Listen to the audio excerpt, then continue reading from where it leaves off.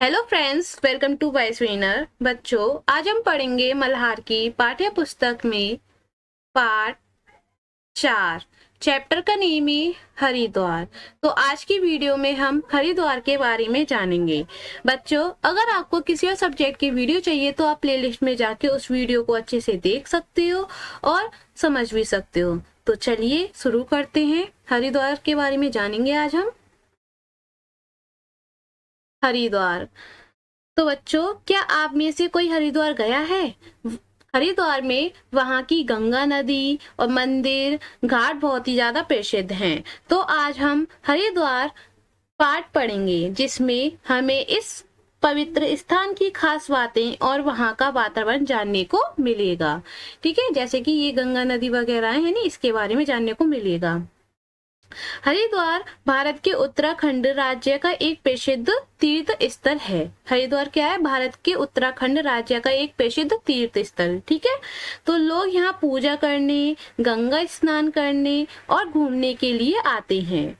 इस पाठ में लेखक ने हरिद्वार की सुंदरता और धार्मिक महत्व का वर्णन बहुत ही अच्छे से किया है। तो चलिए देखते हैं।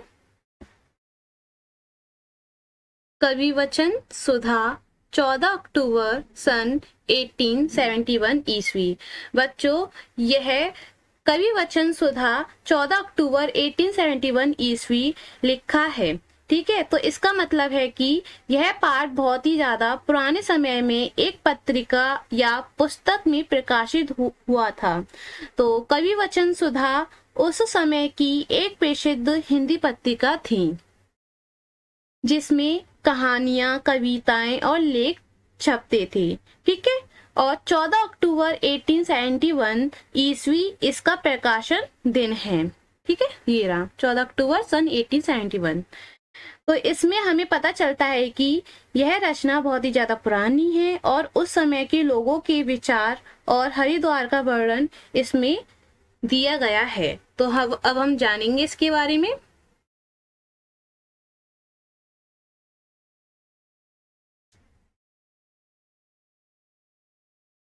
हिंदी साहित्य के सुप्रसिद्ध रचनाकार भारतेंदु हरिश्चंद्र अपनी यात्राओं के लिए चर्चित रहे हैं।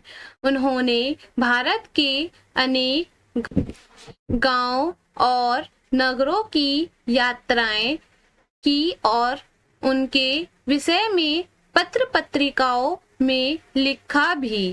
प्रकृति, इतिहास, संस्कृति और पुरातत्व का अध्ययन करने में यात्राओं से उन्हें बहुत सहायता मिली। वे मानते थे कि शिक्षा की पूर्ति पुस्तकों से ही नहीं, यात्राओं से भी होती है। शिक्षा की पूर्ति जो है वो पुस्तक से ही नहीं बल्कि यात्राओं से भी होती है। भारतेंदु हरिश्चंद्र 1871 ईस्वी में हरिद्वार की यात्रा पर गए थे।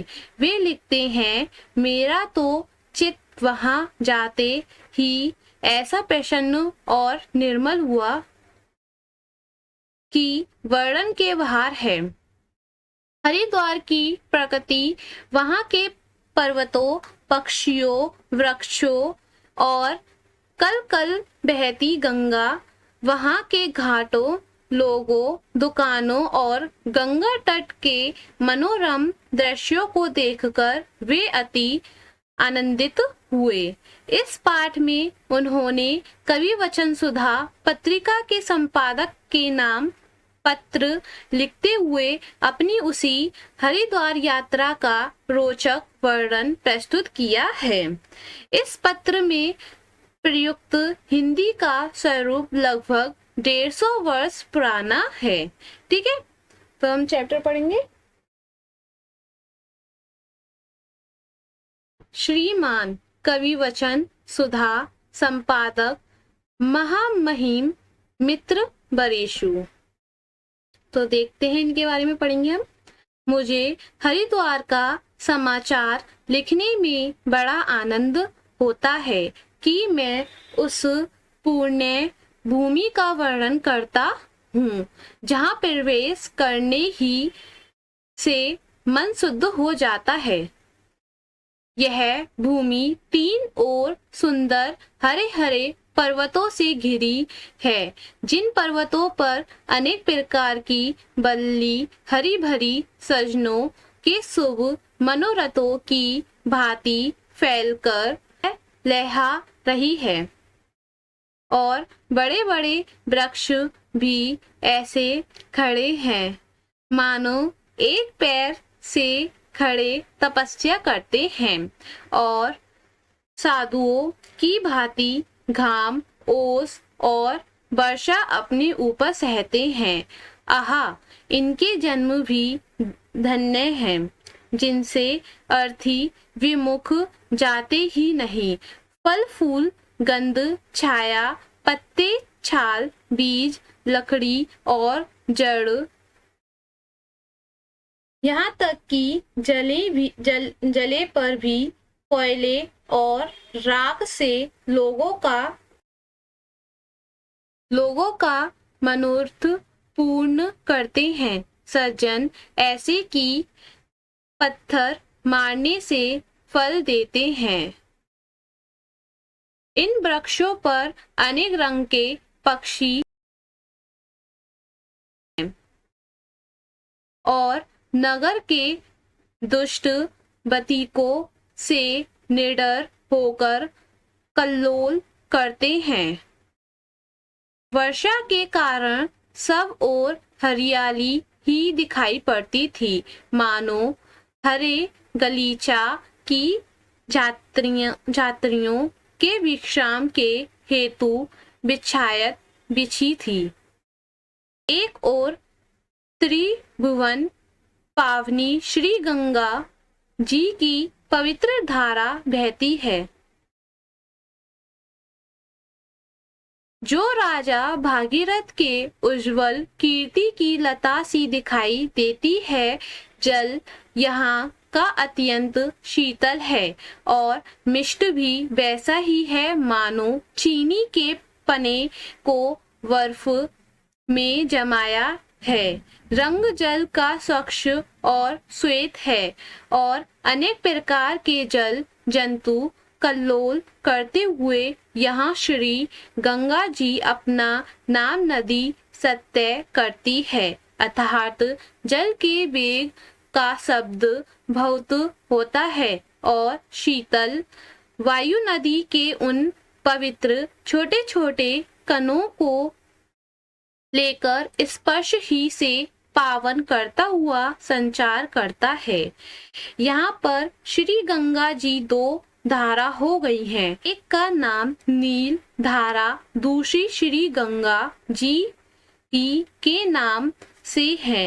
इन दोनों धारों के बीच में एक सुंदर नीचा पर्वत है और नील धारा के तट पर एक छोटा सा सुंदर चोटीला पर्वत है और उसके शीर्ष पर चंडिका देवी की मूर्ति है। यहाँ हरी की पैड़ी नामक एक पक्का घाट है। हर की पैड़ी जो लोग गए हैं उनको पता होगा, क्योंकि वहां पर एक हर की पैड़ी भी है। वहां पे गंगा घाट है, मतलब नहाने में बहुत ही ज्यादा मजा आता है और यही स्नान भी होता है। विशेष आश्चर्य का विषय यह है कि यहाँ केवल गंगा जी ही देवता हैं, दूसरा देवता नहीं।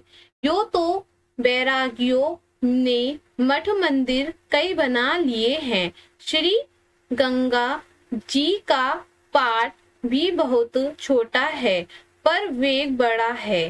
तट पर राजाओं की धर्मशाला यात्रियों के उतरने के हेतु बनी है और दुकानें भी बनी हैं, पर रात को बंद रहती हैं। यह ऐसा निर्मल तीर्थ है कि इच्छा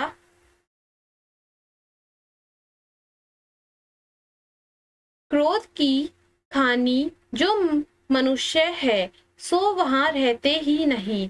पंडे दुकानदार इत्यादि कनखल व ज्वालापुर से आते हैं। पंडे भी यहाँ बड़े संतोषी हैं। एक पैसे को लाख करके मान लेते हैं। इस क्षेत्र में 5 तीर्थ मुख्य हैं: हरिद्वार, कुशावर्त, नीलधारा, विल्व पर्वत और कनखल। हरिद्वार तो हरि की पैड़ी पर नहाते हैं। कुशावर्त भी उसी के पास है। नीलधारा वही दूसरी धारा। विल्व पर्वत भी पास ही एक सुहाना पर्वत है, जिस पर विल्वेश्वर महादेव की मूर्ति है, और कनखल तीर्थ इधर ही है। यह कनखल तीर्थ बड़ा उत्तम है। किसी काल में दक्ष ने यही यज्ञ किया था और यही सती ने शिव जी का अपमान न सहकर अपना शरीर भस्म कर दिया। यहाँ कुछ छोटे छोटे घर भी बने हैं और भारामल जय कृष्ण दास खत्री यहाँ के प्रसिद्ध धनिक हैं। हरिद्वार में यह बखेड़ा कुछ नहीं है और शुद्ध निर्मल साधुओं के सेवन योग्य तीर्थ है। मेरा तो चित्त वहां जाते ही ऐसा प्रसन्न और निर्मल हुआ कि वर्णन के बाहर है। मैं दीवान कृपा राम के घर के ऊपर के बंगले पर टिका था। यह स्थान भी उस क्षेत्र में टिकने योग्य ही है। चारों ओर से शीतल पवन आती थी। यहाँ रात्रि को ग्रहण हुआ और हम लोगों ने ग्रहण में बड़े आनंद पूर्वक स्नान किया और दिन में श्री भागवत का पारायण भी किया। वैसे ही मेरे संग कल्लू जी मित्र भी परमानंदी थे। निदान इस उत्तम क्षेत्र में जितना समय बीता बड़े आनंद से बीता। एक दिन मैंने श्री गंगा जी के तट पर रसोई करके पत्थर ही पर जल के अत्यंत निकट परोसकर भोजन किया। जल के छल के पास ही ठंडे ठंडे आते थे। उस समय के पत्थर पर का भोजन का सुख सोने की थाल के भोजन से कहीं बढ़ के था। चित्त में बारंबार ज्ञान, वैराग्य और भक्ति का उदय होता था। झगड़े लड़ाई का कहीं नाम भी नहीं था। यहाँ और भी कई वस्तु अच्छी बनती हैं। जनेऊ यहाँ का अच्छा महीन और उज्जवल बनता है। यहाँ की कुशा सबसे विलक्षण होती है, जिसमें से दालचीनी, जावित्री इत्यादि की अच्छी सुगंध आती है। मानो यह प्रत्यक्ष प्रकट होता है कि यह ऐसी पुण्य भूमि है कि यहाँ की घास भी ऐसी सुगंध में है। निदान यहाँ जो कुछ है अपूर्व है और यह भूमि साक्षात भ्रागम्य साधुओं और विरक्तों के सेवन योग्य है।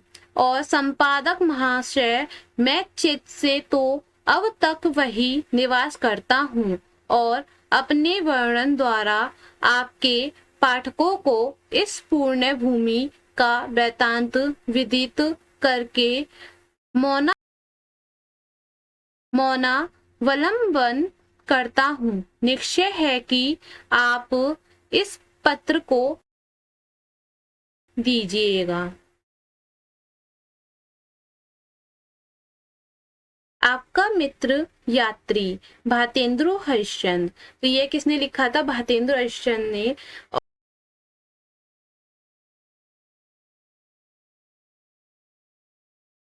लेखक से परिचय। निज भाषा उन्नति अह सब उन्नति को मूल का उद्घोष करने वाले भारतेंदु हरिश्चंद्र ने कविता, नाटक, निबंध और यात्रा वृत्तांत आदि अनेक विधाओं में लेखन कार्य किया। इन्होंने कवि वचन सुधा, हरिश्चंद्र मैगजीन, हरिश्चंद्र चंद्रिका और स्त्रियों के लिए बाला बोधिनी पत्रिकाएं प्रकाशित की। इनकी रचनाओं में समाज सुधार, राष्ट्र प्रेम, अंग्रेजी शासन का विरोध, स्वाधीनता की भावना के स्वर सुनाई देते हैं।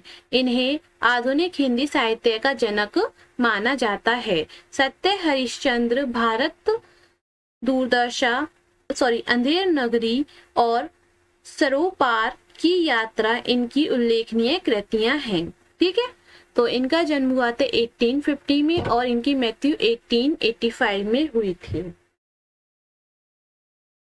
तो बच्चों, आज हमने हरिद्वार के बारे में जाना। हमें इस पाठ से धार्मिक स्थानों का महत्व, स्वच्छता और हमारी संस्कृति के बारे में सीख मिलती है। आशा है आपको यह पाठ अच्छा लगा होगा। अब हम मिलेंगे अगली नेक्स्ट वीडियो में। अगर वीडियो अच्छी लगे तो वीडियो को लाइक कर देना, चैनल को सब्सक्राइब कर देना, शेयर करना मत भूलना। तब तक के लिए बाय बाय।